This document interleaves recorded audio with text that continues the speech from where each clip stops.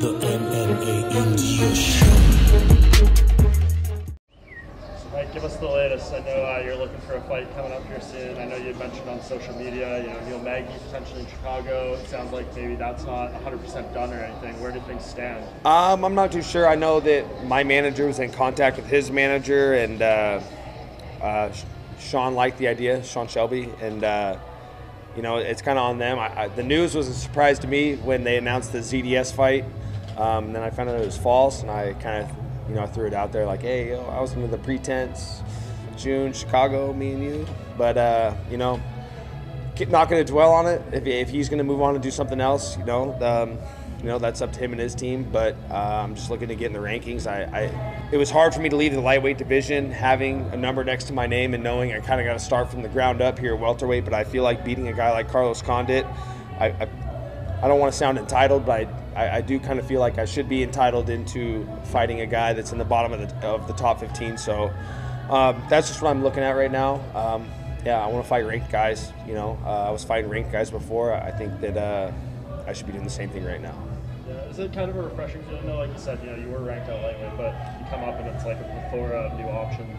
You're fighting in the two deepest weight classes the UFC has. And there's plenty of guys you can fight. I know you obviously want a top guy, but there's a lot of options there. Well, Mike, I was fresh, very refreshing, and then all of a sudden, a lot of the guys from 155 have come up in the last few months. So it's almost like similar territory. But I like the title picture a lot better. I feel like it's a much more clear road.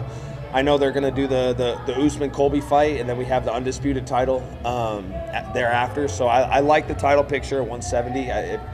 The water's a lot less murky. That's like the best way to say it. Like I can see the bottom. You know what I mean? I can see where I got to go. So I like the landscape of the division.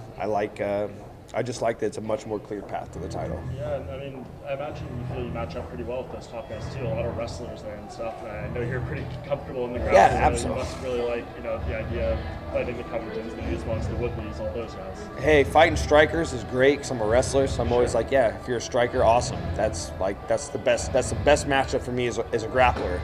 But also as a grappler, I'm like, the guys that got the same, in that same realm as me. A lot of them have better accolades. I was not a great collegiate wrestler. I didn't do very many great things. I made the varsity lineup in high school on my best day. But I'm a grappler at heart. Doesn't matter what happened in the past. So, I love fighting grapplers. I like to test my chops against them. And, I do get a lot of flack for saying things like that. When I say I'm confident enough to fight a guy like Usman or Askren, it's like, what have you done? You've been submitted by guys, but it's like, hey, in this sport, you got to live by the sword, die by the sword. We see some of the best knockout artists get knocked out. So there's nothing wrong with seeing some of the best grapplers getting caught, So I can live with those things. But whether you're a wrestler, a striker, grappler, it doesn't matter. I'm confident against anybody, especially now not having the big weight cut looming over my shoulders. I'm in a good place right now. So with you moving up and getting the W against Condit, and then Pettis recently moving up and getting that big win against Wonderboy, do you think more of the guys in the 55 division would benefit from moving up to weight class? Oh, dude, 100%. It's you got to stop and think about an average size male is like 5'10", 180 pounds. So it's like, why do you think that 145 and 155 are so populated? It's just that's just like the general consensus for human beings. Like that's the age. That's like the average age. Their average size. But I like the guys coming up. It makes things more interesting. You know what I mean? It's like looking at Pettis beating Wonderboy. It just totally turns the whole division kind of on its head a little bit. Yeah, so it's cool to see some guys coming up, and I think that we'll see maybe some guys going from 70 to 85 now, because the jump from 55 to 70, 70 to 85 is like that they're jam-packed, because it's like it's the 15-pound discrepancy between the divisions is and now with guys big. like Rockhold moving up to light heavyweight, like even 85 to the 205 division. Do you think that's just going to be more of a common theme we see in the UFC, like a trend of guys kind of fighting more maybe an appropriate weight class? I'm not going to waste your guys' time talking about the UFC should add divisions. We've heard it. We all know it. So I'm not going to touch on it. That's it.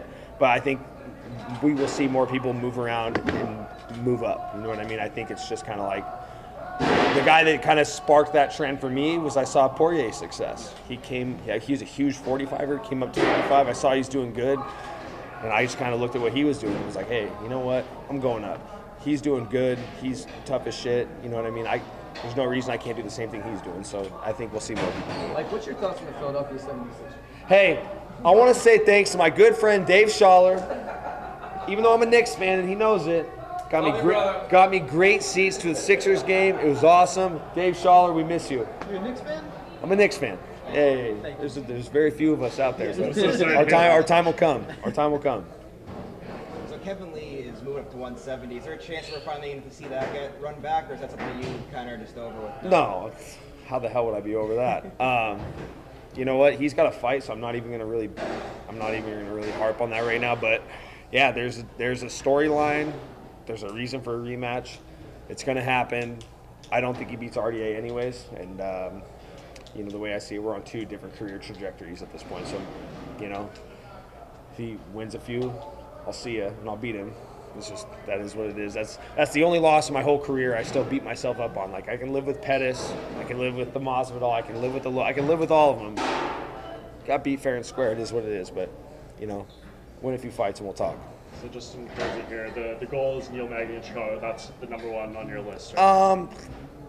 Yeah, I guess just because it's what my team wants. We want a ranked opponent. He's coming. Yeah, you know, he's been in the, you know, kind of like in that middle section of the rankings, and we're just trying to get there. You know what I mean? And I feel like I should get that opportunity. You know what I mean? I was at my peak. I was #7. I think when I left the division, I was 10. You know what I mean? So I think that I should be able to fight guys in the top 15 right now. You know what I mean? And I got to be logical about it. You can't just go call out like, hey, I want Ponzi. Well, guess what? Ponzi's won like 7 fights in a row. You know, I'm just finally getting back on the winning track. I got to be realistic, and I think that even though Magny's coming off a loss, given his stature in the division, it's a fight that makes sense. So, you know, I'll let Sean do his job. I'll let my manager do his job, but, you know, I'm ready whenever. Perfect. Thanks, Mike. Boom. Thanks, Mike.